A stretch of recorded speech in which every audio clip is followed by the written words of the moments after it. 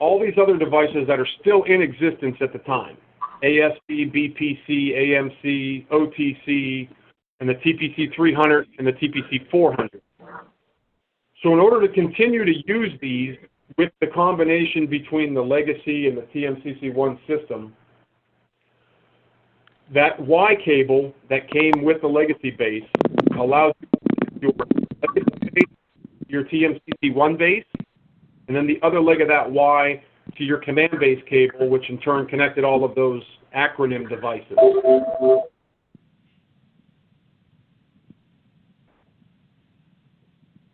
Now back on the prior slide, when we had the Legacy base, the Trainmaster base, and the Cab-1 in the mixed command control environment, if you will, TMCC1 and Legacy together, using the handheld Cab-1, you were able to control your Powermasters. Now, if you'll remember on the second slide we presented was the Powermaster that came out in 1995. The Powermaster took its commands from a 27 megahertz signal which came directly from the Cab-1. You'll notice on the screen, on the screenshot on the screen now, it says the Legacy base is 2.4 gigahertz. The communication between the Legacy remote and the base is 2.4 gigs. With me. And the Cab-1 was 27 megahertz. So in a blended command control environment where you had both the Legacy base and Trainmaster base, you would use your Powermaster you would use your Cab-1 to control your Powermaster. When you upgrade the full Legacy control, I thought she was calling back.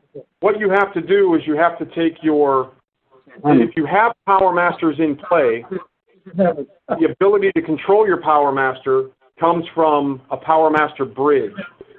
So to install the Powermaster bridge, you have to remove your TMCC1 command base.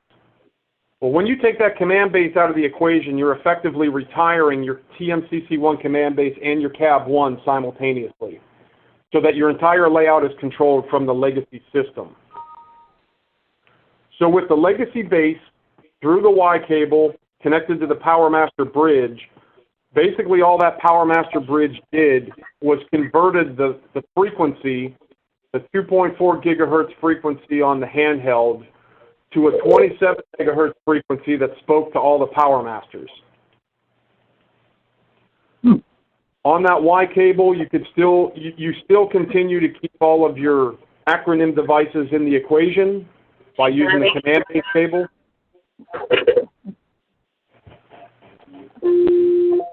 Someone just have their phone too.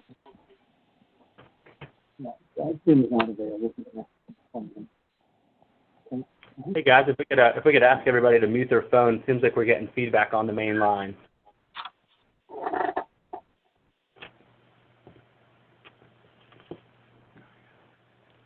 That better?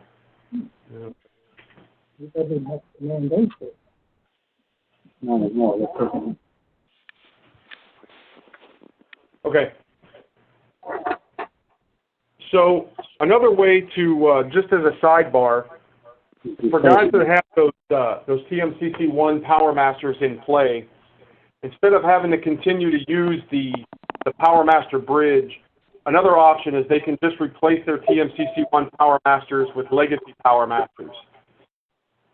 Now, this may not necessarily apply to the consumers who have had layouts for a long time. They've got Powermasters in play, but in the event that they want the ability to control other tracks conventionally, instead of them chasing down TMCC1 Powermasters that are discontinued, you want to point them towards these Legacy Powermasters. The Legacy Powermasters take their signal from the 455 kilohertz that's out on the track, which means that they're compatible with both Legacy and also TMCC1. So those customers out there who haven't upgraded to Legacy but want more Powermasters, they can take the Legacy Powermaster and work it with their TMCC1 system, no problem. If it's a new consumer who wants to just run conventional trains, they can buy the Cab-1L Base 1L and then a Legacy Powermaster and they're good to go. They can run conventional trains all day long from a Cab-1L.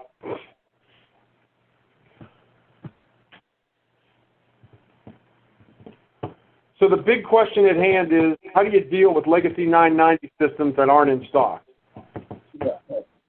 So that everyone on the phone call understands that we are dealing with this problem internally, and hopefully by the end of this year we'll have this conundrum solved for good.